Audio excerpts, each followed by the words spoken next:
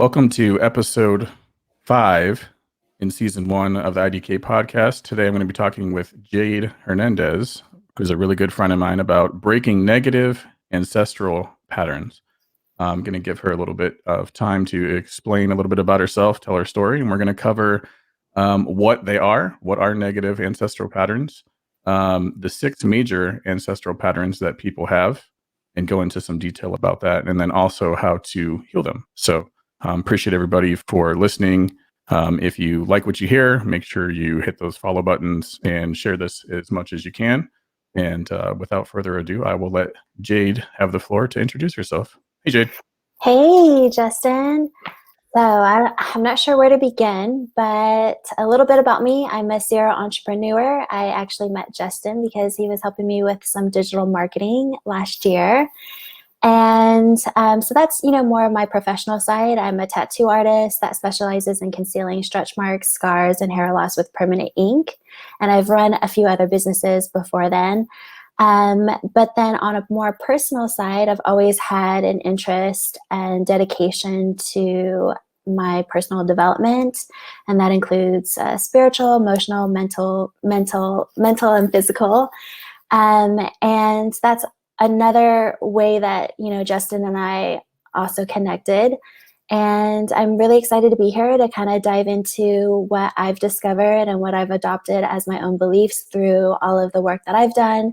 I've been a part of a company called the Center for Intuitive Education for over 10 years now.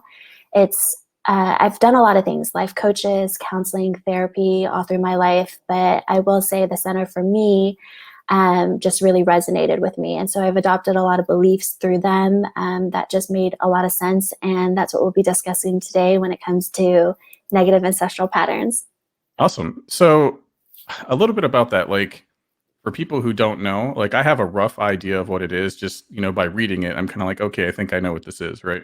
But for people who aren't sure, and for people who probably have these things who just don't even realize it, what exactly are negative ancestral patterns? Can you give us an idea? Yeah, so negative ancestral patterns are these things, and as we begin to talk about it, I think it's going to make a lot more sense once you hear what some of these negative ancestral patterns are.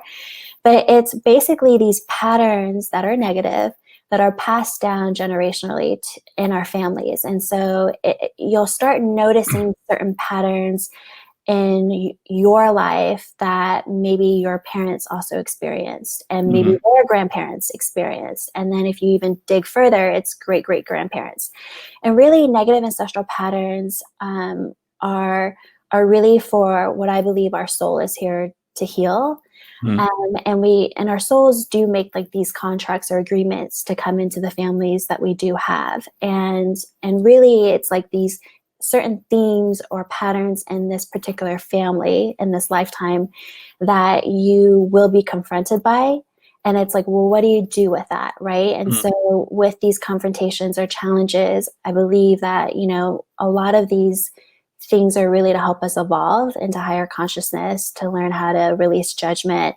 And I would say negative ancestral patterns, all of the judgments that we do have, usually are stemmed or originated by these negative ancestral patterns. And we can kind of dig further into what that looks like. But does that make sense? I guess, is that a good description, a pretty general description of what they are? Yeah. So I'm going to use what I think maybe how it applies to me. Yeah. And see if I'm on point. So when my dad was really young, 13 or 14, he lost his father, right? And so the whole time growing up, a lot of times when my dad and I would have heart-to-hearts, which, was here and there, he would say things like, I don't know how to be a dad. I mean, my dad passed away when I was 13 or 14, and I don't really have didn't really have an example of what it is that I'm supposed to do, to be a good father, and what that means. And then so, most of my life growing up, I was like, man, I can't wait to be a dad, right? Because I really wanted to, um, I don't know, just put my spin on what I thought, the way things should be. But I was always in the back of my head, kind of fearful, well, God, if he doesn't know how to do it, and then he's teaching me, what does that mean for me? Do you know what I mean?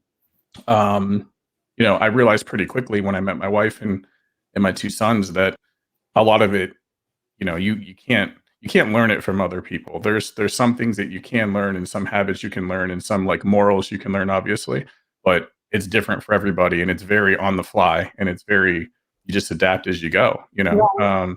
But I did have that fear, and sometimes I sit there and think like, man, am I a good dad or not? And so I know that I am, but I have this in the back of my mind. I have this voice of Right. like, you know, my Right. father's voice. You know what I mean? Yeah. So there's like an Was that awareness. similar? Yeah. Yeah. So I can relate to that. So one of my negative ancestral patterns is absent parent. Hmm. And same thing, I didn't have many parental figures at all in my life.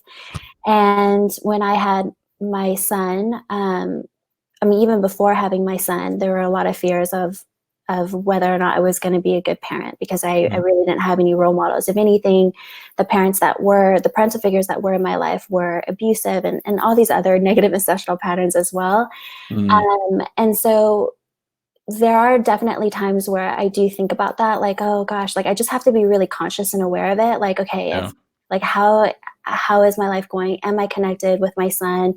If I tend to get really busy on certain projects, or I know I'm not really being present, like even presence, right, Yeah. is the attention that I think it's the opposite of being an absent parent.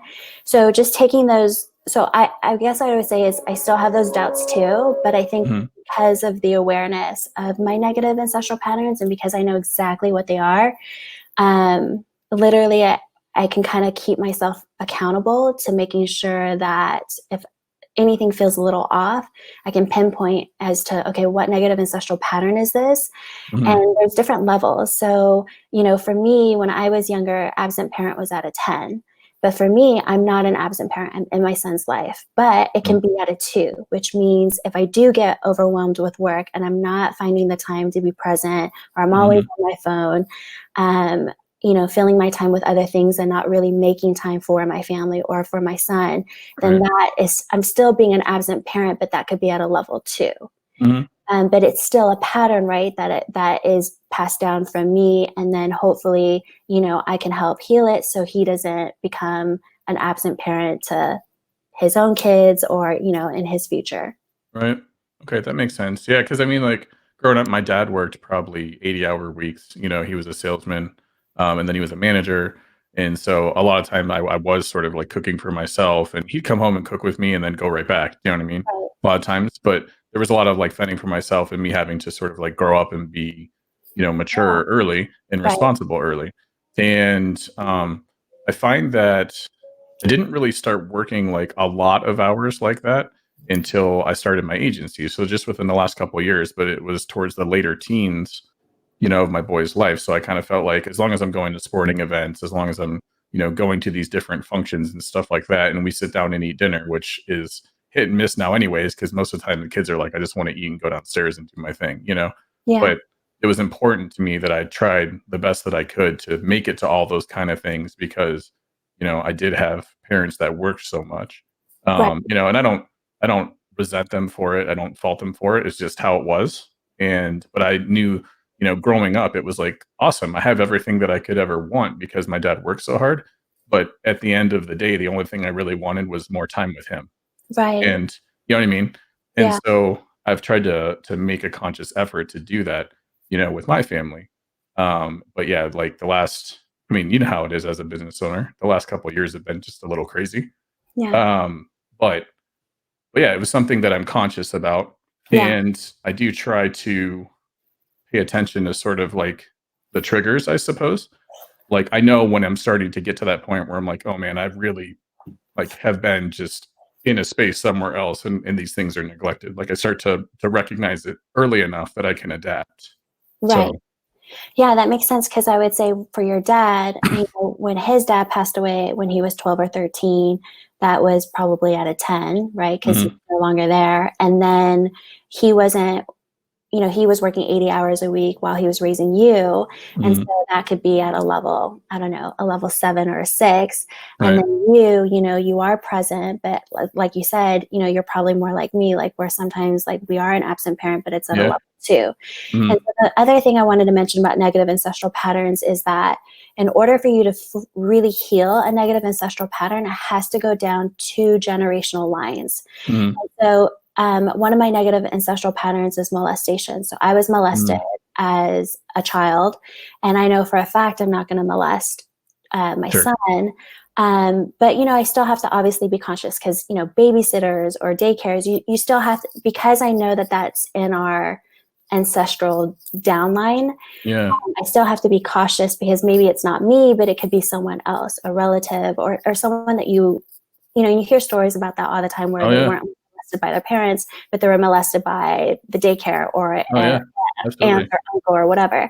Yeah. And so hopefully, because of the consciousness, right? Hopefully Jet, my son, will never have to experience that. But then I Mhm. also have to make sure that he's aware of the negative ancestral patterns, because even if he didn't experience it in his lifetime, when he becomes a parent, we have to make sure that it goes down another full generation where there's no molestation, and then it will be completely healed. Mhm. Do you know why, like, so why is that? Why is that the number, though, of generations? That I don't know. So I can look that up. I'm sure we do have an answer for that, but to be Mhm. honest, I don't remember why it's I wonder two. if it has to do with DNA and things, because I know, like, your DNA is sort of like living code, and Yeah, it does change all the time. A lot of people think like your DNA is static and you just get it and you have what you have, but it's not true. It does actually change based off of everything you can think absolutely. of. Yeah. And so I wonder if that's all it is just that it takes that amount of time for your DNA to sort of adapt and evolve to where that is no longer sort of like hardwired in there anymore. Right. Yep. Maybe that's why, you know. Yeah. Hmm, that's cool. That's interesting. And there's a variety of negative ancestral patterns. So I did make a list. So Mhm. at the Center for Intuitive Education, there is a course called Embracing Your Truth. And you can take that to really learn what your negative ancestral patterns are.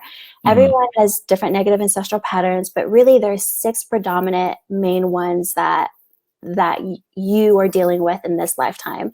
Mhm. But the negative ancestral patterns, there's a whole list of them, but I just wanted to kind of give your listeners a few examples that I think that might ring a bell for them, or Okay. what's true, or things that they're going to like look back on and be like, what, that does actually run in my family. Yeah. So some of those are addiction, lying, martyrdom, infidelity, hoarding, violent temper, incarceration, anxiety, depression, arrogance, obesity, chronic illness, scarcity, naivety, learning disabilities. And there's Mhm. so much more, but those, I think that's a really good general list, because I was like intuiting what negative ancestral patterns should I mention today on this podcast.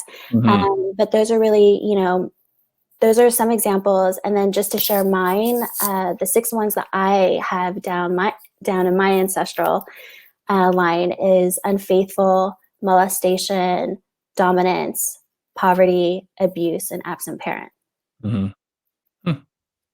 Yeah, it's interesting because I was just thinking like I know people that have emotional eating that runs through their family, like generations, to deal with, different things, stress, stuff Yeah. like that. Um, that Even if you martyr think about anxiety, mhm. right? My mom has anxiety. I have anxiety. My grandparents Yeah. have anxiety. Yeah. Well, if you're raised up and around somebody who's anxious about things, right, then that child will start. It becomes like learned behavior, right? Yeah. And so that's really interesting. Now, like I have some things that I deal with that, as far as I know, are not in my family, right? Which I think is an interesting topic, and we started to kind of touch on this before we started recording. But I think that it's possible to not just have ancestral trauma and patterns that need healed, but also karmic as well from past lives, if you believe in that. And so, like for example, the martyrdom thing. Ever since I was fairly young, I've been that type of person where I'm like at one point, my worldview before I had a family was I would literally take a bullet for anybody. I don't care who they are. It could be a random stranger on the street. It could be someone who's homeless. It could be a drug addict. It does not matter.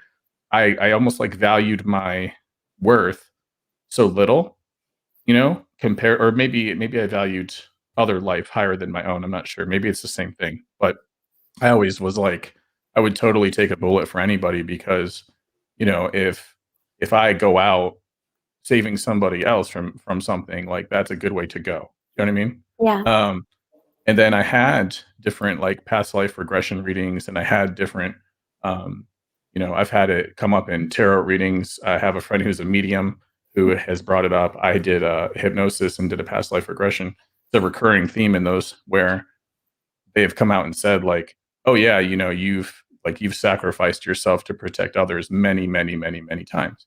And I don't see that sort of pattern within my mother or my father's side of the family where they were put in that kind of, position. Now, did they make choices that were obviously sort of like sacrificing maybe happiness or, you know, um, typical things that parents do to make sure that their kids turn out okay? Yeah. Absolutely.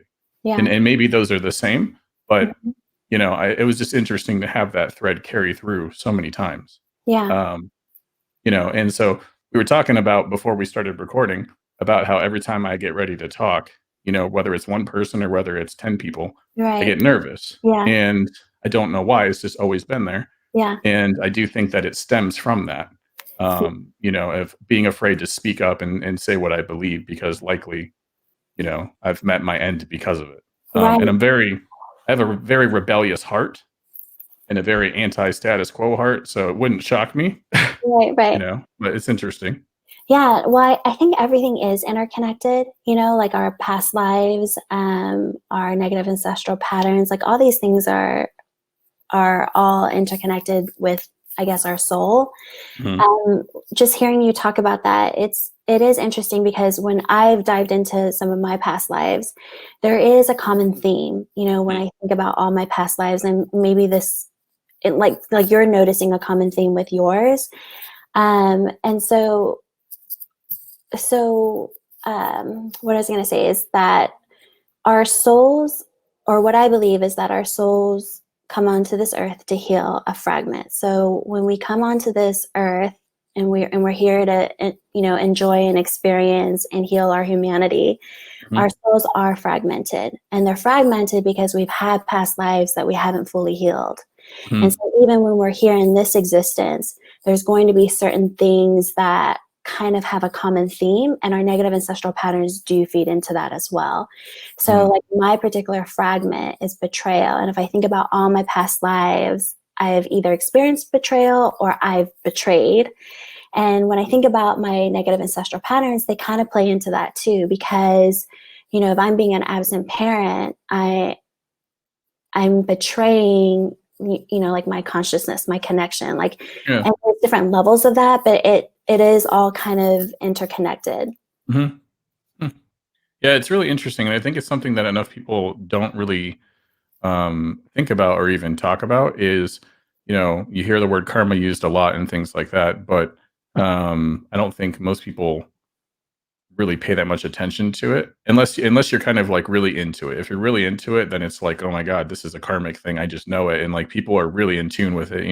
But if Right, you're not, I just think it's just like, oh, it's like a buzzword and it's in the background. right, right, Um, but I definitely think that like think a lot of the things that we go through in life, good, bad, and even just the people that we meet are 100% tied to either tying up our own karma, helping somebody else with theirs, and then also, like you said, healing yourself. But by healing yourself, you're also helping heal others by just living that like example. mm, And I also think that kind of helps like heal the planet and that energy too at the same time, because everybody's sort of progressing upwards together. right, And so, yeah, I really feel like, that's why a lot of us are here and chose to be here is to help heal those things out completely, right. and if Yeah, it takes generations to do it, it does. But that's why we're here is to consciously make an effort to do that, right. Yeah. so that's really interesting. Um, like when you had these things, you had these different patterns that you established. You figured out what they were, and then you were like, okay, now I know what they are, and I've been able to heal them. But like what's a good example of something that happened in between? Because it seems so easy to be like, oh, well, I Well, was here and now I'm here, and cool, right. everything's good. Well, I wouldn't say I've healed them, right? Mhm. So it's just something that I'm aware of, and I do try to heal it, but I'm going to be confronted with them all the Right. time. Mhm. Because again, it's what my soul has agreed to come in here to work on and to heal for not only myself but for my family. Mhm. And you come across free will, so not everyone in your family is going to be accepting or open to even learning about negative ancestral patterns. Sure. I mean, there's people who have secrecy, and or suppression, and kind of keep that under wraps. Um, and when you think about our negative ancestral patterns, I mean, they're not pretty to look at, right? So it's Mhm. kind of like anytime you're doing personal development, there's certain layers of personal development too. And the deeper that you go into figuring out who you are, the good and the bad, sometimes people come out of personal development not wanting, because they're triggered, or not Right. wanting to confront the things that they don't really like about themselves. So I wouldn't say I've healed them. I think right now I'm in a phase where I know them and I'm trying to heal them, right? So anytime I am confronted by it, it's an opportunity for me to just simply release the judgment. How do I release the judgment? Because as long as I'm judging it, Mhm. then it's not going anywhere. It's just prevailing. Mhm. And so it's about like this acceptance, like, okay, like, so molestation. So same, like, when I'm nagging my husband, that feels like molestation, because when you Mhm. look at molestation, the definition of that is like intense aggravation, or some form of that. And so Mhm. yes, I'm not molesting him physically or sexually, but Right. my energy is molesting him. Right. So, um, I'm human, so I still do it every once in a while, but then it's like, okay, how do I be accountable for it? And then in order for me to really be accountable to it, is I can't judge it. Mhm. And so that's really how you heal your negative ancestral patterns, is obviously like making sure that everyone in the family is aware of them. And then when it comes up, really having the support, and willingness to kind of work through them, because Mhm. you don't want your kids or your grandkids to have to go through those things. Mhm. In between that phase, so because I am a part of the center, we have a blueprint. So they have this online course curriculum to really help develop your intuition, and it dives deep. I mean, like, the Mhm. first few classes are great, and you're going to get a lot out of it, but then it gets really deep and spiritual, and then it goes into past lives, rebirths, negative ancestral patterns, and literally, it's really cool. They create a blueprint, and it's personalized to you. It's Mhm. all your words. It's everything that you've accumulated through the courses and that you've discovered about yourself. And through this blueprint is basically a map. And so when I get triggered in finance, or when things aren't going well in my relationship, or my timing's off, I can literally look at this blueprint, and it has my negative ancestral patterns listed. It has action steps. It has like all these things that I can begin to really work and fix it or heal it. Okay. And so that's where I'm at right now. And really just having, figuring out where people are, because in my family, I'd say I'm definitely the one that is most dedicated to my personal Mhm. development and spiritual growth. And I wouldn't say all the members of my family are even interested in that, and that's Yeah. okay. But it's now trying to figure out, like, how do I communicate these things? How can I help my family, but also Mhm. be able to meet them where they're at and not judge them for maybe Right. not deep diving like I want to. Yeah, that makes sense. Yeah, that makes total sense.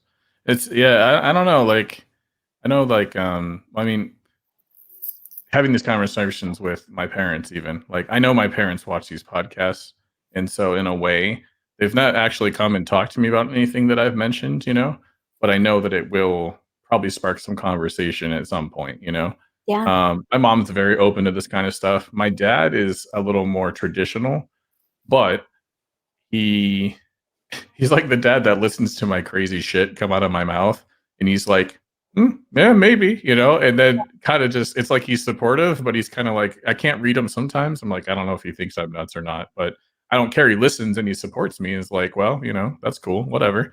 Yeah. But to actually sit down and like work through those things, I think is kind of tough. I grew up in a very traditional like Italian, family, and it was like, real men don't cry, real men don't share their emotions, you don't Right. go to therapy, you maybe smoke a cigar, drink some whiskey, and figure out some way to take out your aggression. Go hunting, shoot guns, whatever it is. So there wasn't a lot of that. My dad wasn't that way as he got older, but I felt kind of like that's how it was early on. It was kind of like, I don't know. I don't know if it was an expectation that was placed on me or if it was me placing that expectation based on my environment and like my family like Mhm. roots. Does that make sense? Yeah. I had like older uncles and stuff like that. And they definitely were not the type to really it was either you're pissed or you're just stoic. There wasn't a whole lot of in between, Right. with my older family. So it's just really interesting. But I think that like it's okay. They don't have to work through those things, like you said, as long as I'm able to recognize what those things are and sort of like end them so that I don't pass those on to my family, Right. Yeah. then it doesn't Well, really matter whether they can work through it or not. I would love it if they do, but if they don't, it's not on me. right. So It is interesting because I think as humans, as we get older, we do tend to have a lot more things to look back on or reflect.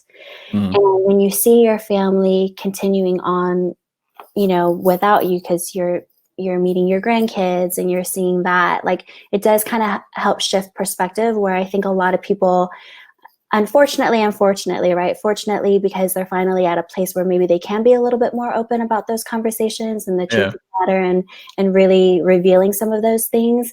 And but then unfortunate because time is of the essence, right? And yeah, so you spend all these years where you really could have had those deep, meaningful conversations or whatever, and then it's really not until towards the end that you get to have that. mhm, So yeah, it's definitely tough, like negative ancestral patterns is it can be really heavy. And then at the same time, it is there. And so, okay, well, what can we do about it? Because there's really nothing, like I can't take back my negative ancestral patterns, but what can I do to try to heal as much as possible? So therefore I feel good about doing my part to not have it, yeah, keep going down at the magnitude that maybe I was dealing with it at age yeah, 10. yeah. So like, I'm trying to think. You mentioned some specific things, but like one of the things that I did early on in relationships was that I was always like a fixer, right? Mhm. So I jokingly later on, I went to school for psychology at some point originally. I love psychology Yeah, and switched into something else, but it's still a passion of mine. And when I was, in my teens, right, in my early 20s, I eventually got to a mental place where I realized that pattern that I was doing in relationships. And I was like, oh my God, I've been dating my patients. Like, I would meet these people who I wanted to fix really bad. And in the process of seeing them vulnerable and making them strong again, I would just get really, really attached to that person and we'd end up dating. It literally happened to every single girl, that I would become friends with. It's just how it happened. And then at a certain place, I just had this epiphany of like, I need to stop attracting broken people, you know, and start trying to look for somebody who maybe has already healed themselves or, everybody has things that they need to work on. But it was like, I need to like break that codependent relationship of I need to fix and you need to fix me. Do you know what right. I mean? Yeah, And once I did that and I started really putting out there what I wanted, in a partner, then I attracted my wife. So, but it took, it took whatever, 20 some years yeah, for me to like recognize that, understand that I was doing it, and then break that. And I did see some similarities between that and past relationships that my parents had when they were younger as well. yeah. Um, but it took me a while to get there. So And I've codependency is one of the negative ancestral patterns. mm, So let's just try this on for size. So if you had let's say you have codependency as one of your main 6 negative ancestral patterns. Mhm. So obviously, you know what that is, right? You used to have Yeah. relationships based on that, and so, but you can also recognize that your parents also had it too. Is that what Mhm. I'm hearing? Yeah. Yep. Could we even go further back to that? And are you noticing anything codependent in regards to like maybe your sons, like their relationships? Um, Does codependency play out with your maybe grandparents or with your kids? most of my grandparents, for the most part, died when I was really little. Like, Okay. I only had on my mom's side was really the only set of grandparents I had that, like, lived on long enough for me to remember, right? Yeah. But I will say that in, certain aunt and uncle relationships, even the older ones, there was definitely a little bit of, like, that same kind of, codependency Yeah. because I would see things as a kid where I was like, "I can't believe that they're still together, and, like, why do they put up with this or that?" You know?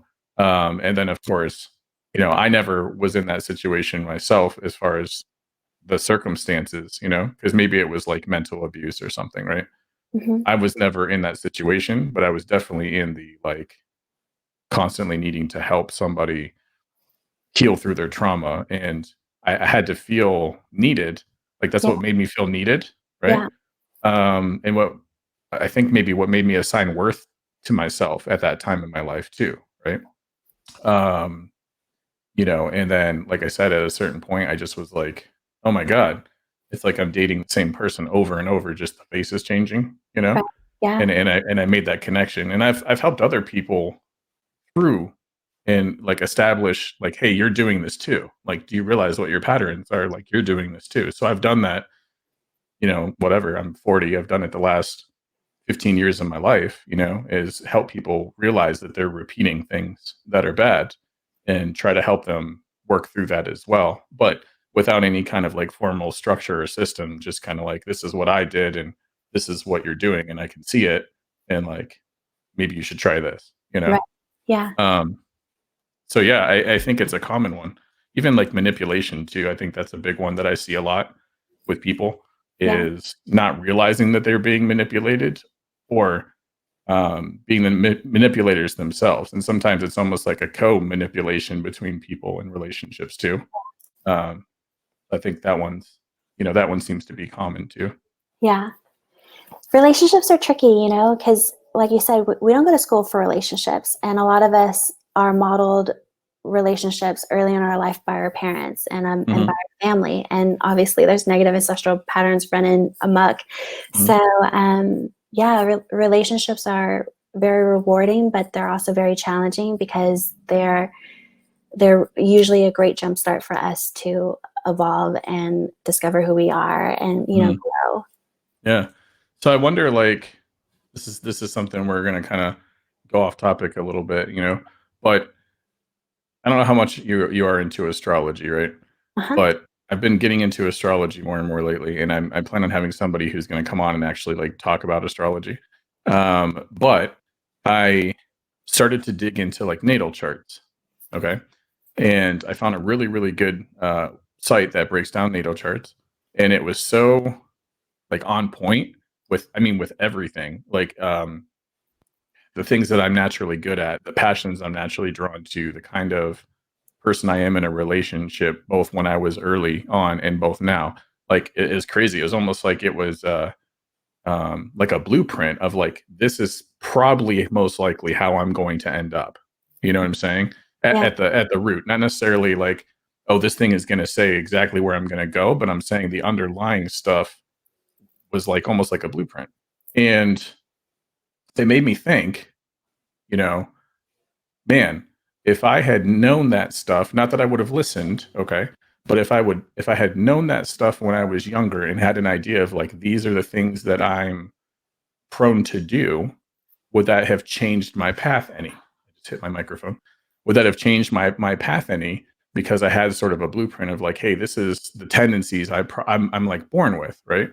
Um, and then it made me also think, I wonder, and I've mentioned this even to my wife because she's a teacher.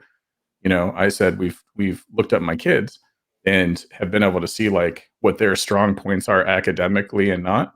And I said, wouldn't it be crazy if people started to use astrology to maybe like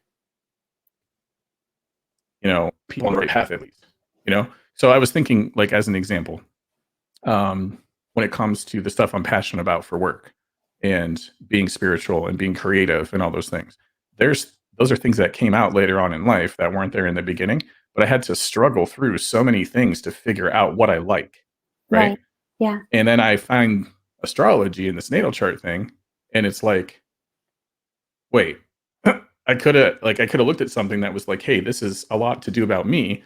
Maybe I would really like diving into spiritual stuff when I was much younger, you know? And so I think that if I hadn't gone through things the way that I did, I wouldn't be where I am now. So it's important that I took the journey that I took, right? Totally. Yeah.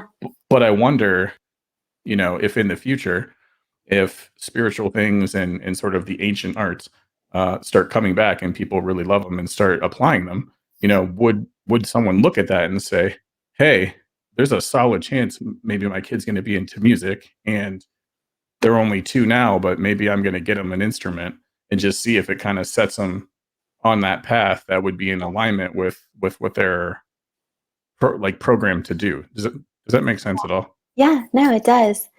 Um, Um, I even think about like when I first started personal development, I did take a break for a little while. So if I was kind of like putting myself in your shoes, like, man, like would mhm, that have helped me if I knew if everything I know now, would how would I have been if I had known that earlier?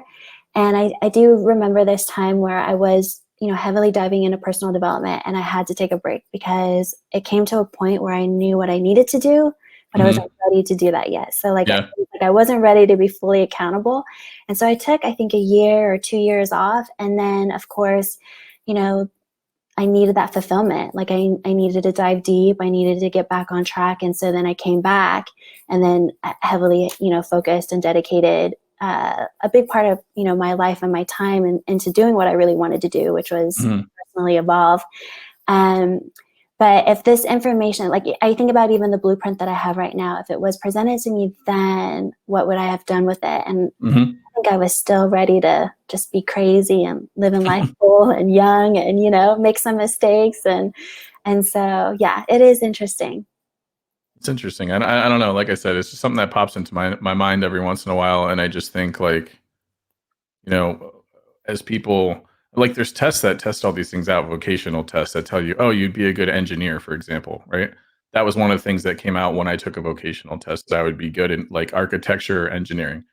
And then I look at my natal chart, it literally says most likely to have careers in engineering, architecture, like all the stuff that it came up with for career in particular. Either it's a passion of mine, I've done it already, right? Or I went to school and was like, man, it'd be really fun to learn this thing. And I didn't go through with it, including psychology, philosophy, sociology, like even computer work, because I have a day job where I do IT work. I mean, that literally it was in there, most likely to do a job in this. And I'm like, I've either done all of these, thought about doing all of these, or had a passion in that area, So it's just really interesting to see how that stuff applies, I think there's a lot more to our makeup than just here's my parents and my family line, Yeah. Yeah. and I think that will become more recognized, appreciated, and accepted, and even used to help make decisions and shape things down Right. the road, Yeah. Well, once I discovered my negative ancestral patterns, it was a game changer for me. And even when I started dating, well, now we're married, but when I Mhm, was dating Adrian, even just noticing some of his negative ancestral patterns, you begin to like notice those things a little bit quicker. And again, it's not about judging it because we all have them.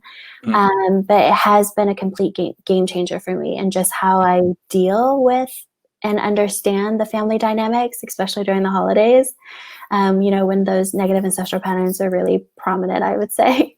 mhm. So it helps you navigate that better a Yeah, little bit because you yeah. can see those things. Right, That's right, cool. yeah. That's cool.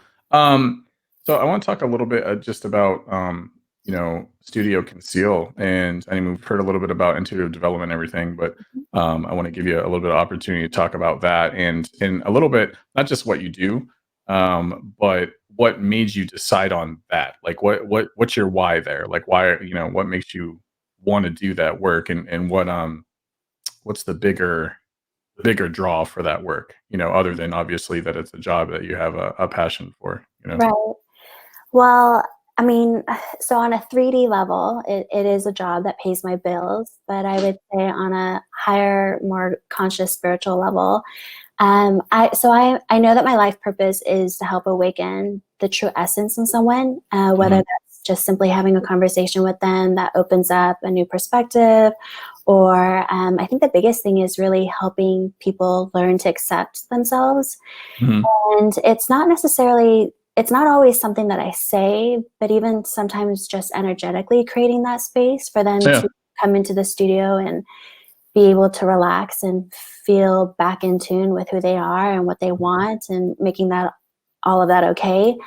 And so Studio Conceal, on a 3D level, it's a tattoo studio where I camouflage things that we deem, as our insecurities, scars, stretch marks, hair loss, like things that you really want to cover up. Mhm. And for me, especially when I'm doing my consultations, it's really trying to see, okay, is this client in alignment with me? Because I do believe there's a reason why they reached out to me. Yeah. A ton of other artists that they can reach out to, but there must be something about me that attracts us together. And so then Mhm. when I'm actually doing a consultation with them, it's really just kind of seeing, okay, where are they at? Like, are they looking for me to, like, are they attached to me completely removing their stretch marks, making them disappear? Because I can't do that. Right. But it's really about, okay, are they aligned in the sense of, and it's so funny because I literally will have clients say during the consultation, I've already accepted my stretch marks, but if I could just make them less noticeable, I'd be really happy. Or Mhm.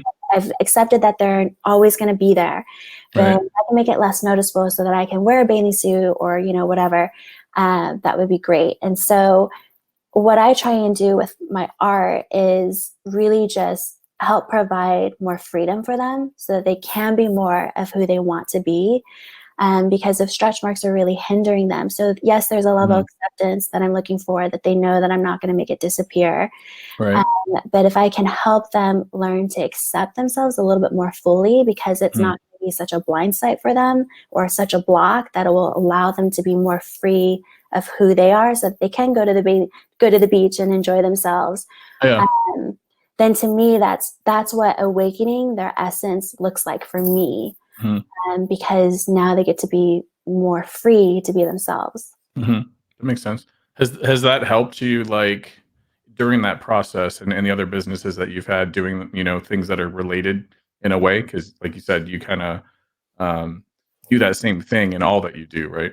Mhm. Has that helped you sort of become more confident with yourself and, like, do you know what I mean? Like, have you healed yourself and some of the things that are going on by helping heal these other, people that you work with too? Like, does that Yeah, absolutely. I think for me, because I've had a pretty dysfunctional childhood that I've learned to heal and accept and move past without any judgment, right? Like, when I talk about molestation and abuse, you can Mhm. tell that I don't have any animosity or resentment or bitterness to that. Yeah. Um, and it is freeing. Like, I can talk about my past and still be very free energetically about it because I have healed it. Mhm. So I think, with my wide, vast variety of professions that I've had in the past that I've had, when clients come and see me, they can tell me and open up to me about anything, and Yeah. there really is no judgment. And the only reason why I feel like people feel so comfortable around me is because they know there's no judgment. But really, the reason why there's no judgment, obviously, is because I've learned to release a lot of the judgment in my own life, right? So Yeah. instead of holding judgment on my parents, especially being a mom now, were or have been times where I look at my son and I'm like, man, like, I don't understand why my mom treated me that way, because I look at my son and I'm like, gosh, I love him so much. I just, Yeah. but again, it's not about judging her, because I don't know all the details of her life either, right? And Right. so there has to be a little bit of acceptance of, I'm not in her shoes. I can only imagine what it was like, her growing Mhm. up and maybe having us as kids and the stress and the burden that she felt. Right. Um, but I turned out okay. And, now I have an opportunity to love a kid the way that I would have loved to been Yeah. treated. Yeah, and, like, this is kinda controversial, but I think that, like, I've said this a couple of times, and some people take it one way, some people take it another. Yeah. But I think that everything that we go through, regardless of how, bad, or good that it is, I feel that we agree to have those experiences before we come here, and that it's part of shaping us into who we need to be in order to do what we came here to do. And so I mean, it's cool to see that you're so like open-minded, and that you can talk about it, from a very like neutral place, and share that with other people, because I think, if anything, anybody who's watching this or listening who's maybe had a similar upbringing or experiences that you've had, I think, if anything, I hope that they listen to that, and listen to what I'm saying, and realize that, like, you can be there too.